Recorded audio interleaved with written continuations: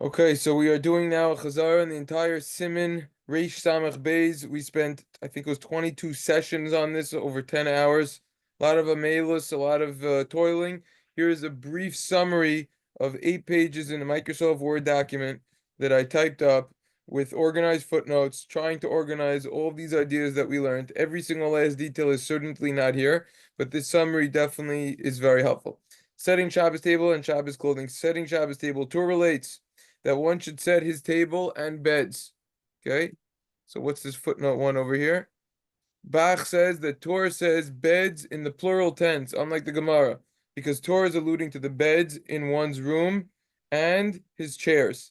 Okay, so it's referring to two types of beds, not just actual beds, but also chairs. Anyways, continuing, Torah says you should fix everything in his house, so it should be set for Shabbos when he returns home from shul. So, according to this idea, the question is, okay, so now why can't the mother of the house just set everything when she's done lighting candles? Because the main concern is that being set when it returns from shul. Nevertheless, as we learned in the past, that is 100% not true. It should be set before Shabbos even starts. Because when Shabbos starts, it's as if that very important guest is coming, and it should be set even before. Ramah writes that one's table should be set the entire Shabbos because it adds an ambiance, it makes it look nice. Aruch HaShulchan says that one should make his beds and set his table as if an important guest is staying at his house. So that's the idea, that we want to set the table, set the whole house as if we're anticipating a very important guest. One should make sure that everything in his house is prepared for Shabbos before Shabbos begins. So I'm actually going to underline right now the word before. There you see, before Shabbos begins, make sure it's set. Is implied from the explanation of the Damashek Eliezer that the table should be set in advance in order that when one comes home, he won't need to begin setting the table and everything will be ready. So the idea is you walk in, everything is ready to go. This is quoted by the Oz Vahadar Mishnah Brura in footnote 11. Magen Avraham relates that the Arizal was very stringent to eat on a table that had 4 legs because he wanted his table to be similar to the table in the Beis Hamikdash. He would also make a bracha on 2 hadassim by every single kiddush as well. Okay, that's the custom of the Arizal. How early can one set the Shabbos table? Rav Harfinis explains that if the table is set too early, there is a concern that it will get messy again before Shabbos. Okay, so now this is an interesting shaila, which a lot of times comes up with little kids or in a apartment building or a basement apartment that a young couple lives in, and they don't have dining rooms, they don't have all of these extra rooms that we have nowadays. So the question is, if you're gonna set the table too early, so now there's a concern perhaps that it might get messed up again, it might get ruined. So if Harfinix explains that if the table is set too early, there's a concern that it will get messy again before Shabbos. Consequently, if the room is locked or closed out before Shabbos, then one can prepare the room earlier. In other words, if you have, which I feel like in most Jewish, even full homes, they don't have, if you have a whole door on the dining room and you can mamish shut the door, make sure the kids don't get in there with the lock, fine, so then do that. Now, that's not so practical because I feel like most dining rooms don't have a lock. It's just kind of an open room situation. But nevertheless, we see this idea that if you can make sure that the table won't get ruined again, it won't get messed up on the setup, so then that's the best thing to do. That's what should be done. So that it won't get ruined at all. It won't get messed up. That will be the best that, and then it will be okay to set the table earlier. Now, that's one reason to set the Shabbos table closer to when Shabbos begins. Furthermore, in other words, an additional reason, by the way, this is Rav Harfinis in the Charles Jubas Nishma Shabbos Siman Reish Samach Hey. Furthermore, it will be recognizable that the table is being set for Shabbos since the tablecloth is white and there is fancy silverware. Right, okay, no. So this is saying something else. Right? The shaila is how early could you set the table? So the answer is you could set it really anytime Erev Shabbos, right? The main concern is if you're going to set it too early, will it get messed up again. So if the table won't get ruined again, if it won't get messed up again, so then this issue doesn't apply. Furthermore, even if you set the table earlier, it will be recognizable that it's being set for Shabbos, even though it's earlier in the day, because the table is a totally different table. Number one, the tablecloth is white. Number two, you have fancier cutlery and silverware. You have your challah board on there. You have your kiddush cup, etc. You have all of the paraphernalia that we don't have during the week. So be recognizable that it is being done for Shabbos, and therefore you could set the table earlier. Therefore, if there will not be enough time to set the table Erev Shabbos, and one might violate Shabbos, it has to be fixed, it's a typo, and one might violate Shabbos because of the many necessary preparations and minimal time, then one may set the table on Thursday night if he knows the table will remain set. In other words, you see a heter over here of setting the table for Shabbos, not just Shabbos morning, but even Thursday night you could start doing it. For example, this Shabbos, if I'm not mistaken, is the earliest Shabbos of the year here in New York, 409. So therefore, there's minimal time. If a person has a lot of things to do that day, he could set the table, get a head start Thursday night. You want to go into Shabbos in a peaceful way. You want to go when everyone's prepared, when everything's prepared according to halacha, like we've been learning about in depth in this siman. Make sure all of the many preparations are completely done before in a peaceful and enjoyable way. And therefore, you could get a head start on Thursday night if necessary with these two caveats. Number one, it will be recognizable that it's different. Number two is that there's no concern the table is going to get ruined again. One other point is that the table should be set before the candles are lit, as we said before. And one idea is that this is why this siman comes before the siman dealing with lighting Shabbos candles. In other words, we're learning siman Reish Samach Beis. The next siman is siman Reish Samach Gimel, which is the halachas of Ner Shabbos. So the question is, why is this siman come before? If you want to tell me that the whole reason is the whole idea of setting the Shabbos tables that the Suda should be ready when the males come home from shul, send the tables ready. According to that, you could set the table after you light Neros. No, this siman is over here before the siman dealing with Halakas Neros on Shabbos. Why? The answer is because the table should be set completely before Halakas Neros, not after. What's the proof? The proof is the Torah and Shulchan Aruch, they wrote the halachas in chronological order, right? Everyone who learns halacha and who learns Shulchan Aruch and Torah knows that it's in chronological order. Yizgaber Kahari, it starts with you wake up in the morning, the halachas of Al Netilas Yadayim, etc., etc. Sitzes, Tefillin, Kriya Shema, Shemona Esrei. It's all in order of the day. Of course, Birchas Shachar, Birchas Torah comes before. Psukkah de Zimra comes before Shema. It's all chronological order. So therefore, explains of Harvinus, chronologically, we see this idea that the table should be set before Shabbos and before the mother lights or the wife lights the neighbor Shabbos. Okay, that is the idea. That is covering the shaila of when to set the Shabbos table. It's noteworthy to point out I did not incorporate in this Word document, but we did learn the Shari Tshuva on the spot on the page of the Shulchan Aruch. He quotes opinions who say that the table and a lot of these preparations we're discussing should be done all around the time of Plaga Mincha or after. In other words, a couple hours only before Shabbos. Why? So that it'll be recognizable that it's being done for Shabbos. But as we learned, when we learned that and we saw it inside, we saw that others bring that no, you could really do it anytime Erev Shabbos, if needed, even lechatchil, it seems like they say. But the idea is that it will be recognizable that it's being done l'kavod Shabbos, and especially, excuse me, as we just mentioned, that if one is going to be pressed for time due to the many preparations that are needed, so then certainly it could be done anytime Erev Shabbos, and even in fact on Thursday night if necessary. Okay, what about the Shabbos tablecloth? Eli Rabba relates that one needs to cover the table he is eating at with a tablecloth. It is fitting to cover other tables in the house with tablecloths. the Be'er Halacha rules this way as well. That it's ra'ui, that it is fitting to cover the tables with the tablecloths. Take a look at footnote 4. Rav Harfinis, Shal Shuv Nishma Shabbos, it's been Reish Samach Zayin rules that one should cover tables in his personal svarim room with tablecloths as well. Okay, so therefore, that's what he says.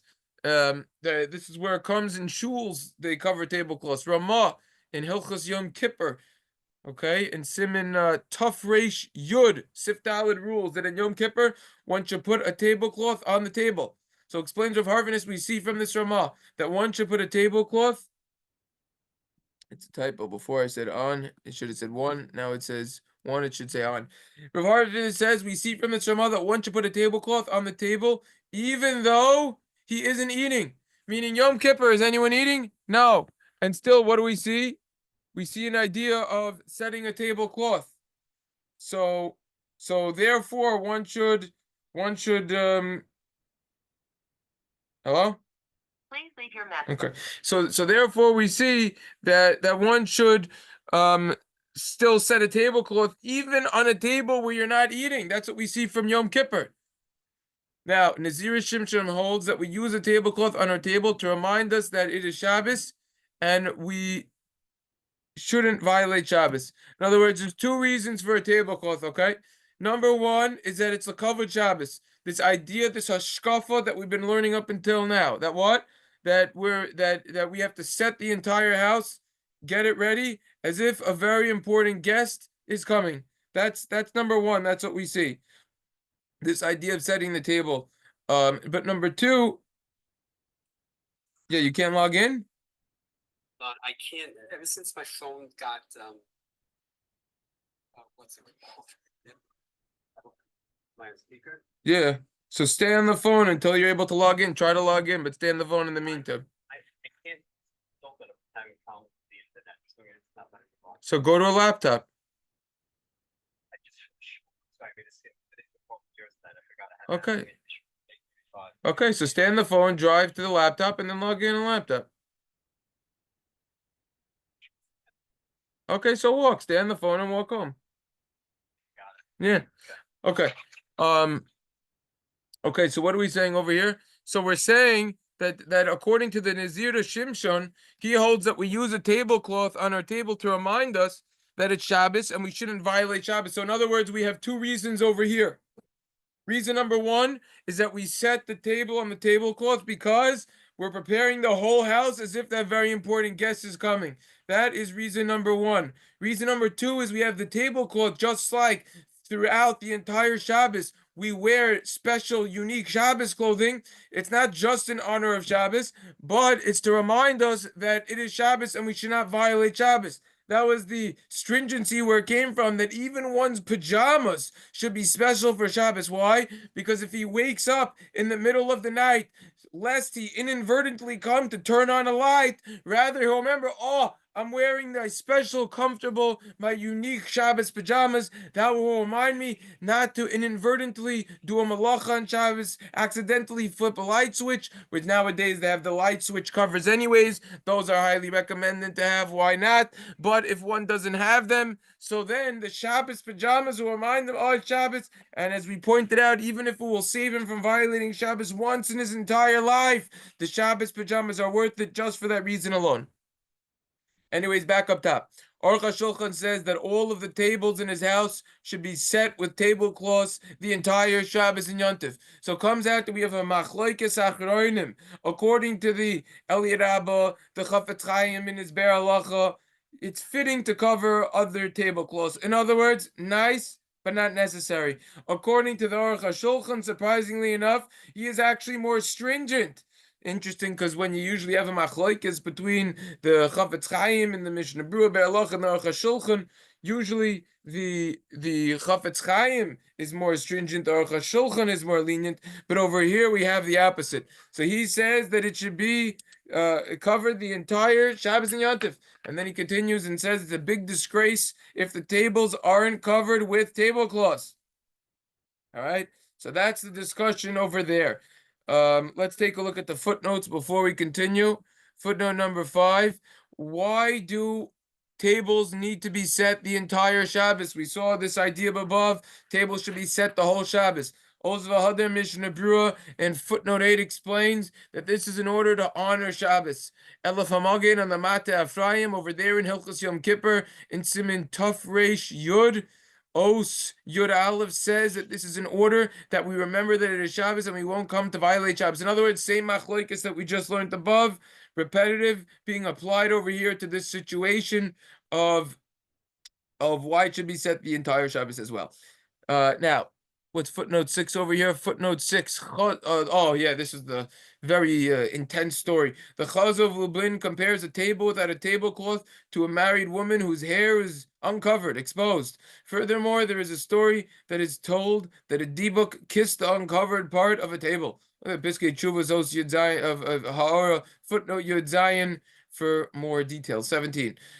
So therefore, one should be careful with these tablecloths. Some have the custom to only use a white tablecloth. I feel like that's most people. This is a massive discussion where the white comes from. Let's take a look at footnote 7. But before footnote 7, many shuls have the custom to cover the tables and stenders with the white tablecloth. You see, that's pretty much a universal custom that is done nowadays. Rav Harshvis is unsure what the halacha is with fancy and expensive tables that look better without tablecloths. It could be that if the table looks better without a tablecloth, so then one would not need to cover it. From what I'm told, is that most times tables always look better with tablecloths, and that it seems like is the universal custom at any fancy simcha that you go to. The general halacha is someone who is leaving his house for Shabbos does not need to cover his table with the tablecloth. However, Shailas and Chuvas Chendos Svi, and that's going to be in Chelik Hey Siman Yud Aleph, relates that some have the custom to set the table, even in such a case. Wow, what a mind-boggling stringency. Even when a person goes away from his house for Shabbos, comes along the Chemda Svi Ayin Sham and the Tshuva for all the Svaras, there's still a concept, an idea of setting the table with a tablecloth. General halacha is not that way. Let's catch up on why the custom is to have a white tablecloth. Let's take a look over here. Footnote 7. Source of this is the Joshua of the Mari Evan Shuav, Talmud of the Rashba. Nishma Shabbos and Siman Reish Samech Ches relates that there's a custom to use white, even though Mikra Adin, even though the general halacha is one can use colored tablecloths. We don't find in poskim that a white tablecloth must be used. Who said it has to be white? Rather, we see that the table must be covered with a tablecloth. However, the custom is to use a white tablecloth. Why? Why white? Perhaps the reason for this is for those who have the custom to cover their tables with tablecloths during the week. Therefore, on Shabbos, we do something different. In other words, there's a concept even of covering, even of having a tablecloth during the week. So therefore, for those people who accustom themselves in that manner, therefore, they want to have a something different on Shabbos to be distinguishable that it is being done l'kavod Shabbos Kodesh, and that will be the explanation behind having specifically a white tablecloth. Of course, that doesn't really explain why white. One could just have a much more expensive tablecloth and unique designated tablecloth on Shabbos, similar to one's clothing, which on Shabbos clothing, but nevertheless, the white will, it seems like, stand out more. Therefore, we do something different on Shabbos. This is similar to wearing special Shabbos clothing. Furthermore, the color white alludes to happiness and freedom. This is why there's a concept of wearing white clothing on Shabbos for Kabbalistic reasons. So the idea is, by the Seder, the many men, married men, whole discussion if they're not married, discussion of itself. We discussed it in the past when we learned about the Seder. But the white freedom, that's what happened on Pesach. That when we were free, we were no longer avadim. We were free. So therefore, you have the white over here. Shabbos, we're free. We're happy. It's all good. Okay, now next shaila: can one use plastic cutlery Okay, so this is a massive shaila in of itself. And I said when we started the siman, not knowing that we would see that Rav Harfness had a tshuva on it later on, I said we will not be going into the shaila so much on this siman because it's really a Reish Mem Beis shaila, which we're going to get to Mirz Hashem and learn after Chanukah. But we're going to learn about it more over there. But since Rav Harfness wrote about this in his shuvas on this siman Reish Hamach Beis, therefore we learned what he had to say about it, and therefore incorporate in the Word document what Rav Harfness said. So therefore, we're going to review what he said, but keep in the back of our minds that we're going to learn about this even more when we learn to siman Reish Hamach Beis. So in terms of our schooling and our education, it's limited, meaning it's better than the average person, but it's limited because we didn't completely learn it in its entirety. So let's see what he says nevertheless. Rav Harfness explains, and this tshuva is in the Shabbos again, siman Reish Pei Beis. Rav Harfness explains that the custom is to be careful to eat the Shabbos Suda with nice cutlery and silverware. Remember, we're expecting a nice guest over here. If a king was coming, if a Gadol Hador was coming, we bring out our finest dishes. This is just like having a nice tablecloth on the table, wearing nice clothing, and making our beds like we would if an important guest was coming. Exactly. However, someone who has little children in the house and is worried that if he uses nice glass dishes or expensive cutlery, it is likely that they will break, is not obligated to use such cutlery. I remember in the past, went to someone's house and they were like, yeah, we don't set the table in this house because it's just going to get broken if we set it. In that case, you're not obligated to use nice cutlery. You got little kids, they're a little wild, running all over the place. You don't have to. However, if you don't have little kids or if you can maintain control over them, certainly you should use fine dishes. Rav Harfness then relates how bad it is that recently people wanted to make it easier. Typo, shouldn't say the. People wanted to make it easier to clean up the Suda, and they therefore use plastic dishes and silverware. No. Harfness does not like that. That just for convenient purposes. That's not how it is. How it is the fifth parak in Pirkei Avos Fum Saragra. The harder it is to do a mitzvah, the more reward you get. So therefore, don't just try to take the easy route out when it comes to Torah and mitzvahs. No, you want to take that route that you're supposed to take. We're lechatchila Jews. How should we preferably act? That's what we want to do over here. So now, Kuchani says that what about not having enough dishes? So not having enough. Okay, so then you go into the shaila of washing dishes on Shabbos. So you're allowed to wash dishes on Shabbos if you don't have enough. 100% you're allowed to. Can't use hot water, but you can wash them. I'd recommend washing them after you eat from them because it's easier to clean when you get to something right after it gets dirty. Yeah. One certain would not use this if an important guest was coming over to our house. In other words, person isn't going to be using a fork that's cost a half a cent. Not going to happen over there. So therefore, that's what we should not be using. Similarly, Chuchani says that using plastic cutlery it diminishes the honor of Shabbos. Charles and Tshuva 7 Yisrael, Chelik Tes Siman Zayin, defends this practice. Even though we don't use plastic cutlery at weddings, nevertheless, plastic is used at bar mitzvahs. It is enough that we honor Shabbos by using nice tablecloths and special food. Rav Harfness vehemently opposes this idea and argues on this. He's cholik lagamri. One needs to honor Shabbos in every way possible. Don't just say I'm honoring Shabbos in 2-3 ways. Now I don't need to go 4 or 5. No, every way possible. This especially applies in America, where we do not use plastic for bar mitzvahs. As we know, we don't use them for bar mitzvahs. So therefore, we shouldn't use it for Shabbos. If someone will go away for the summer with his family, he should bring his nicer cutlery with him. And that's true. You have people, they go upstate for a couple months. Well, you're packing, pack more. Pack your Shabbos dishes. See notes on siman Reish Mem Beis for more details. 242. Like I said, we did not get to that yet. We will get to it. I am cross-referencing something that we didn't get to yet, but with the intention that we're going to get there and learn about this topic more.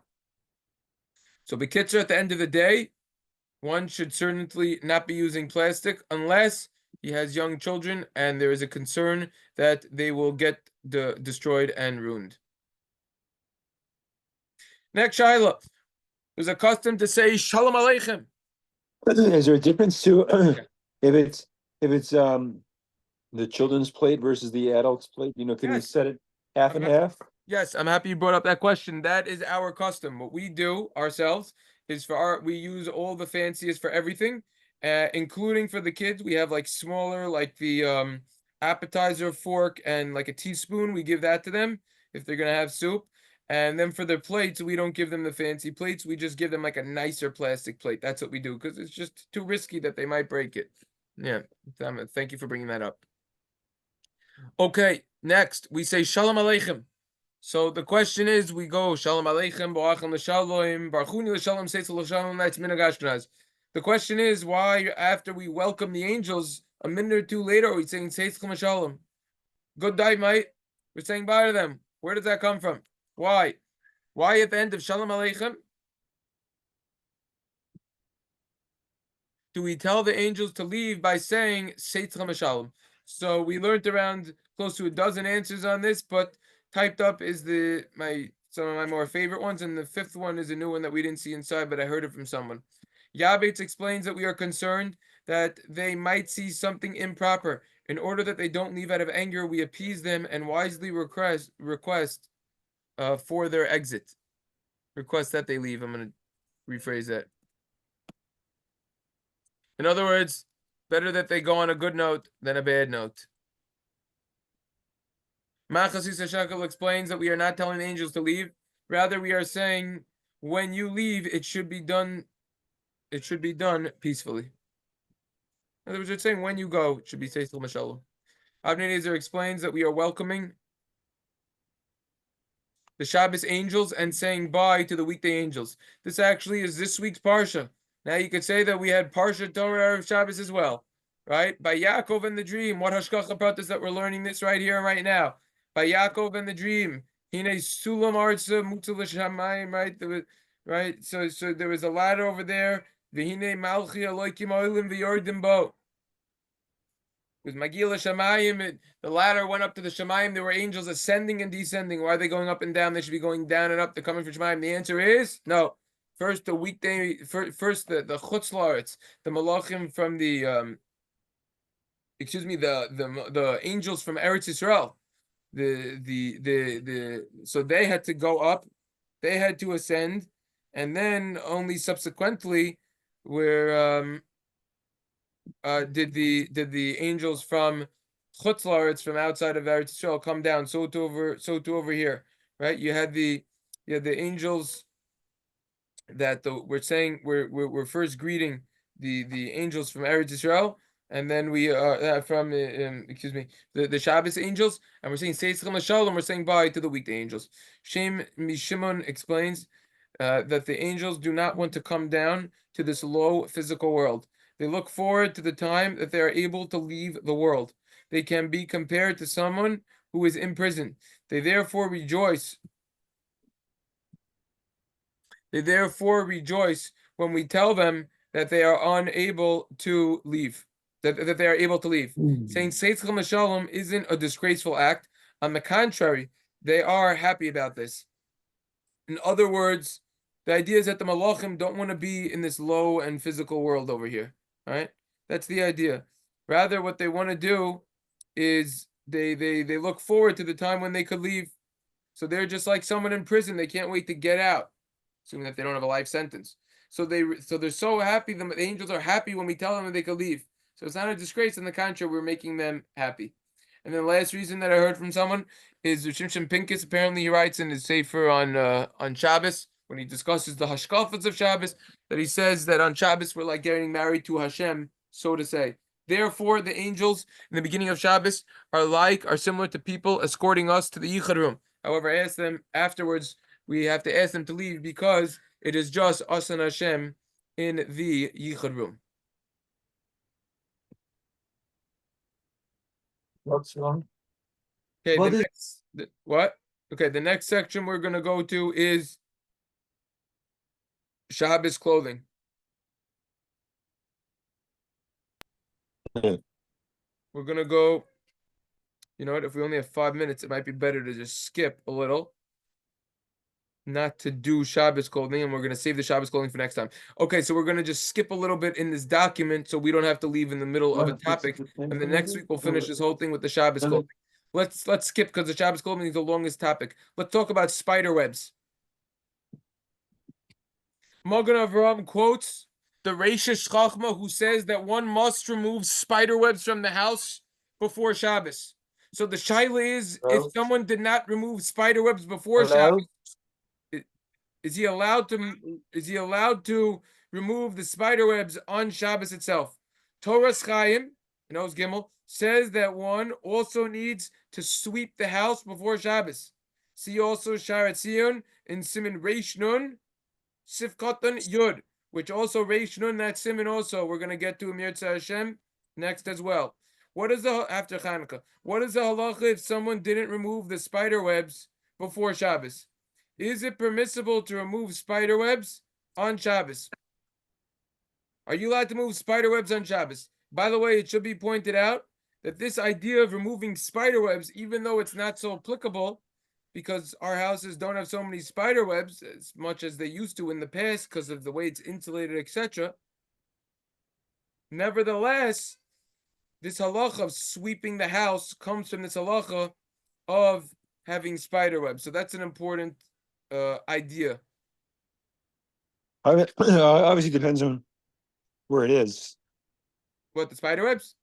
I mean, if it's if it's around the dining room table, we're in a place that's more visible. 100%. It could make it worse, but still, one should remove the spider webs anywhere. We even learned, even if it was under a bed. Yeah. Yeah, well, if it's in a place you can't see it. Not just for Alpine Nigla, because it's being done in honor of Shabbos as if an important guest is coming, but there are tremendous Kabbalistic reasons behind this. Yeah. Yeah. The spiders are doing a job too. They a lot of times if the spider web's not there, then there's gonna be more insects. Okay, that's true, but still, the spider web is there. It's not nice. You don't go to a fancy simcha see spider webs there. You don't go to a, you know what I'm saying? It's cleaned, right? And for the Kabbalistic reasons behind it. But that is true, but it's not taken into account over here. It's funny. It's like the same. It's like you have I think a lot of people would rather have a spider web than insects flying. I'm not saying there's going to be many more insects flying around, but it's like cats in Yerushalayim. They'd rather have people have cats walking around than in most Orthodox Jewish homes, they'd rather have neither. That's why you put out the special bait that they have to kill all of them. Okay, is it permissible to remove spider webs on Shabbos? Nishma Shabbos rules that it's permissible to remove spider webs on Shabbos by using a broom, specifically by a broom. To do it directly would be a problem, because according to the Chazon Ish, it is prohibited because there are prohibition of moving something that is muksa. It could be that the spider webs are muksa. However, Nishma Shabbos holds it is permissible because it's tiltul min hatzadul soyrech davar hamutter, which means that we're moving something in the abnormal way, aka using the broom, and it's for something that is permissible on Shabbos. So you see, not like what you're saying, David, that there's an idea of moving the spider webs to the extent that even if you didn't do it before Shabbos, you would do it on Shabbos. Yeah. That's how much of a problem the spider webs are causing. There's more of a reason. But look at this next line, because this is what you were saying. There's more of a reason to be lenient if the spider webs are in an area where everyone is and people are getting disgusted from it. The spider web in that case would have the status of a graf shalrei, or a pitcher of excrement, which would be permissible to remove. In other words, this is what you're saying before. If the spider web is in an area where everyone's around, it will gross people out. It will cause a disgust in their eyes. And therefore, it's permissible to remove it. This is the heter. This is why we're allowed to take out the garbage on Shabbos, because it's considered like a pitcher of excrement. If there was a pitcher of feces in the middle, for sure we'd be able to remove it in the middle of the living room. So therefore, we're allowed to remove garbages, and therefore, that's the heter. Why he wants to say is you could remove the spider webs. It seems like even in this case, the Chazon Ish could very well be stringent. Therefore, one should be careful to make sure to do like what the Makor Chaim is saying, to make sure that those spider webs are removed before Shabbos, and like the Torah Chaim is saying, make sure the house is swept before. It changes the whole ambiance of Shabbos. It makes it into such a better and more beautiful situation in the house. So that is the idea of spider webs. So okay, so I'm gonna now highlight this red to remind us that we did it. So when we get to it, we could skip it. So Mirza Hashem, next time I'm gonna read off where we're gonna start with to make a mental note. It's gonna be the Shabbos clothing, and then we're gonna finish this next time, and then we're gonna start Hilchos Chanukah, Mirza Hashem. So everyone should have a wonderful Shabbos. Bruchim to you. Yeah. Have a good Shabbos. Shko.